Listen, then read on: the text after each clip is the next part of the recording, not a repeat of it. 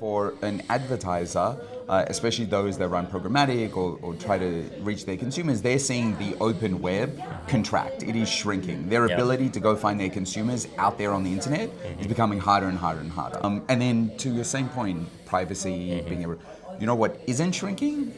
Apps, the proliferation of apps and the usage of those apps.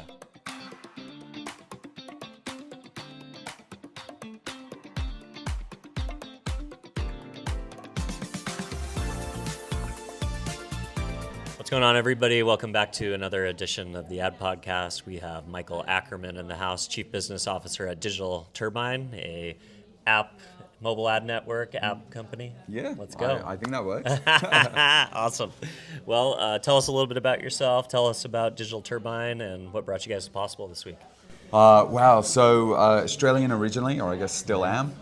From Sydney, been living in New York for nearly 20 years. Let's go. Always been in ads and technology on the search side. I was at Pinterest for many years, helping them build out their ads business. I was at Uber, helped them do the same. And then moved to DT, Digital Turbine, just because it has such an amazing, interesting mix of assets that it's grown and acquired over the years to really drive value, to bring brands to consumers.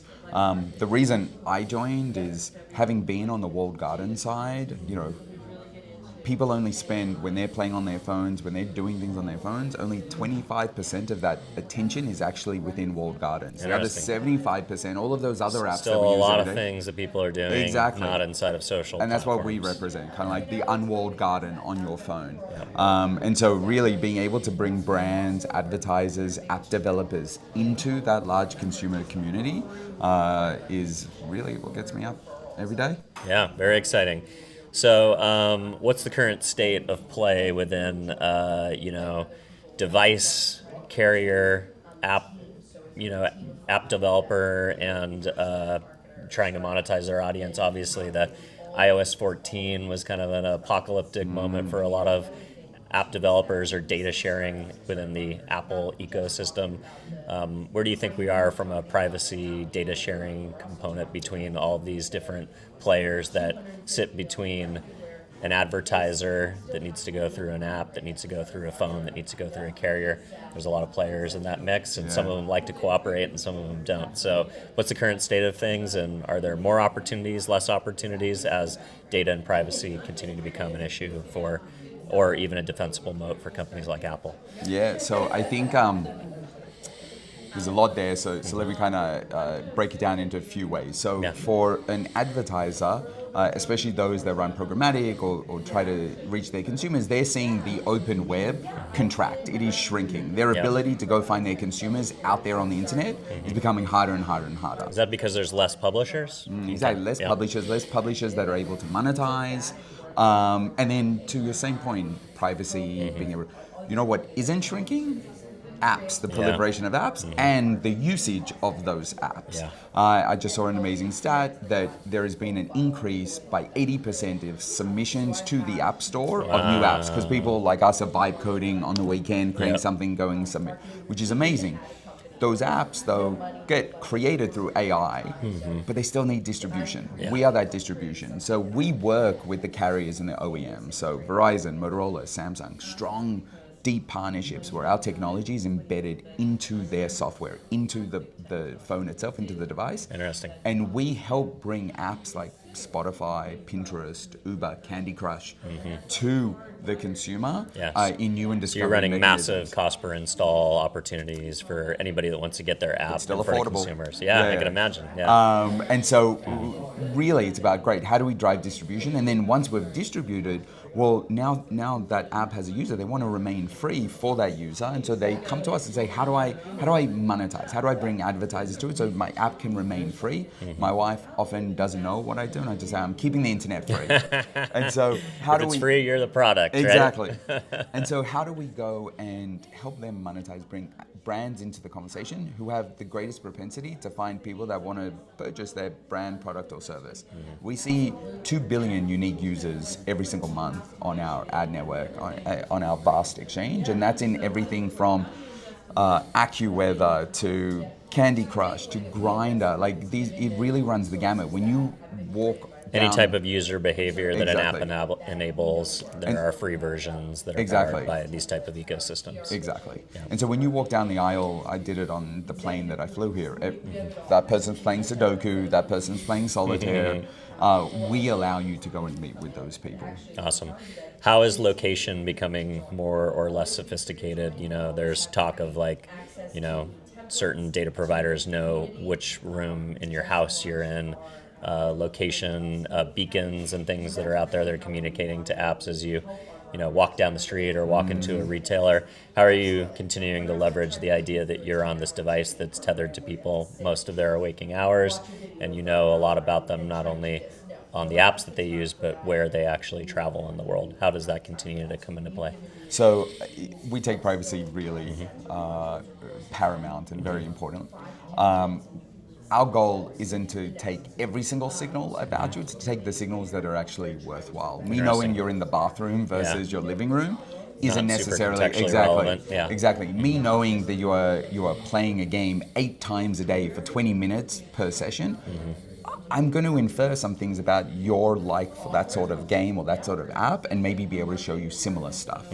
And so I'm also that odd guy whose my entire apartment is all Internet of Things. My wife doesn't know what's going on, but it can all be controlled through Alexa. But even that, I don't turn location services on.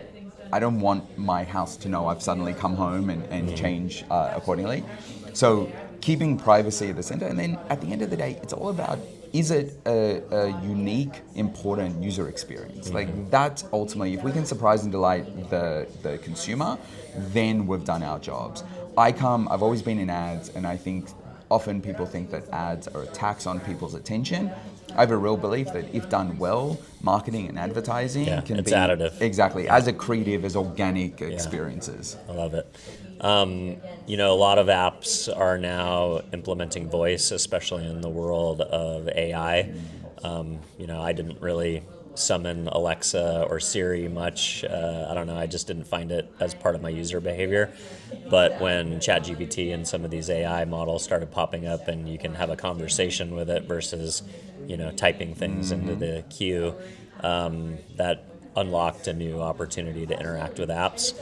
How is voice and the conversational models of communicating with apps, is that informing any new opportunities and collecting new, you know, profiles around people that can be used for targeting and making advertising more effective, especially as ChatGPT is now opening up to the advertising world, and others will soon follow, I would imagine. So I've had multiple meetings here at Possible where someone has put their phone on the table running an app like Whisperflow or Granola, and it's just recording, summarizing, sends both of us an email with action items after. It's so it's phenomenal. Like it's like the call bot in person. Exactly. That's cool. The thing there is that still requires an app, that still requires development, that still requires a consumer going and engaging. And so for us, it gives us, again, like the exciting part is the app ecosystem is just continuing to grow. So for us to find new advertisers that we get to work with, to be able to throw it out. I think what's interesting is, to your question about voice being another targetable, I think what we're going to see is the speed to which now you can make real-time decisions, not because of the way someone talks, but just because of how quicker it is than someone typing. Yep. I think we'll see much more proliferation. I think you're also going to get a greater proliferation specifically of audio ads. So that has often been relegated to, you know, the iHeartMedias or the Spotifys of the world. If you're going to have your phone in your pocket and you're just going to be talking to AI, someone's going to interrupt that. Someone's going to answer at some point. Yeah. And so I think you're going to see audio have a resurgence as we might be moving away from holding our phones continuously, and it might become just a discussion, a dialogue. Yeah, and audio creative is becoming more and more prolific with the idea that, you know, I run a small agency and placed a podcast buy for a client the other day, and one of the questions was, oh, well, do you guys have creative? In the past, I probably would have had to go to an agency, hire a voiceover actor, write a script, hire creative. Now you can get the script from ChatGPT. That's pretty spot on. You can upload that into 11 Labs. You can create basically a brand voice now and a persona and an avatar who could have a conversation from the perspective of the brand, in those moments. Do you think just the barrier to entry to audio has also been dropped quite a bit from a creative perspective, so almost anybody can hop in without needing a lot of the traditional mechanisms to generate that creative? 100%. So I have Claude upstairs, literally on my laptop, building an app right now, and it involves audio. And I think what's interesting is our phones always had text to speech, and so you could go and generate, hey, have a really amazing script, but it would be that very robotic voice. Now you can run it through 11 Labs, you can run it through Claude or OpenAI or Gemini and anyone, and get back, hey, do you want it male, female? Yeah. Do you want it? It's perfect conversational voice. I've really read a lot of places where people think we're building Skynet, we're building our future robot overlords. I think creative, and Claude just brought out Claude Design. I think people who are going to be successful are the ones who are going to not be afraid of this, but figure out how to augment what they do and become much more efficient. Yep. And so the opportunity to create a script, to get audio has dropped, but you still need a human in the loop to be able to say, does this make sense? Do I want to listen to it this way? Was every word said correctly? To validate and then be able to scale from there. Interesting. So Possible is a huge event. As one of the commercial leaders of the company, how'd you guys navigate this ecosystem this week? What'd you do to stand out and drive attention for all the brands and advertisers here? Yeah, so I've been coming, I want to say, fourth year since Nice. the inaugural one. You're founder crowd. Yeah, and I've seen it grow. I've also been, I want to say, 3 different companies during that time. Seen different proliferation. I think it's amazing. Obviously, it's very close to Cannes, which is in a few weeks. Yeah, nice touching off point for Cannes conversations. Yeah, a few cocktails, get ready. I think the thing about Possible, as opposed to Cannes, which is a celebration of creativity and add people this of is very media focused. Exactly. Yeah. Or CES, which is consumer electronics and advertisers. Yeah, you're kind of on the out still of the core focus. This is by us for us. Yeah. Which is good or bad. Yeah. For me specifically, we had a happy hour with our friends at MyFitnessPal and Propeller on Monday. We found a little oasis, a little beach bar, and it was just a way to get away from the fray to start off and kick off. But there's a lot of programming that you're fighting against, and so really for us is the focus to, one, make sure that we have successful, deep conversations with the folks we want to, and I have to then go to my CFO and justify the investment here. So I brought him down so he could enjoy it and see what was happening anyway. Yep. You can see the ROI take place. Exactly.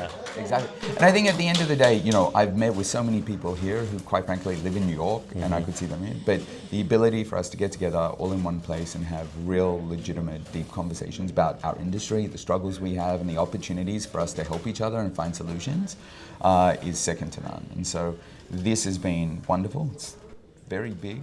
It takes like a solid 30 minutes to get around anywhere, but it's been a wonderful event for us. Awesome.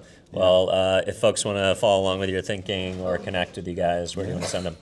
Yeah, please. Hey, hit me up on LinkedIn, Michael Akkerman, and we would love to chat. Awesome. Thanks for spending some time. Dylan, thank you.